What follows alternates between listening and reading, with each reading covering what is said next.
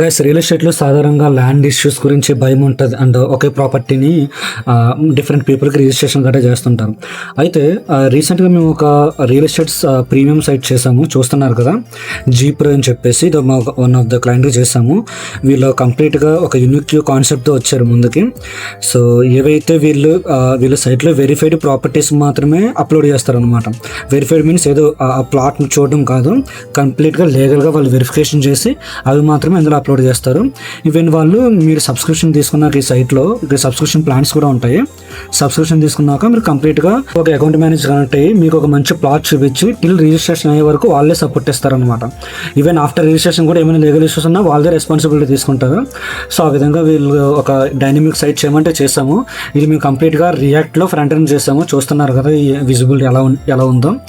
Back end వచ్చేసి మేము ఓడు ఈఆర్పీ యూజ్ చేసాం. యాక్చువల్లీ ఇది పెద్దగా రియాక్ట్ బ్యాక్ అండ్ ఓడి ఎవరు యూజ్ చేసి ఉండరు, మేమే ఈ కాన్సెప్ట్లో తీసుకొచ్చాము. బ్యాక్ అండ్ కంప్లీట్గా మేము ఓడిఆర్పీ యూజ్ చేస్తున్నాము. ఇక్కడ చూస్తున్నారు కదా జీప్రో సైట్. ఇక్కడ నుంచి వాళ్ళు ప్రాపర్టీస్ అప్లోడ్ చేసుకోవచ్చు, వాళ్ళ అకౌంట్ మేనేజర్ అసైన్మెంట్ ఇవన్నీ వాళ్ళ కాన్ఫిగరేషన్స్ కూడా ఇక్కడే చేసుకోవచ్చు.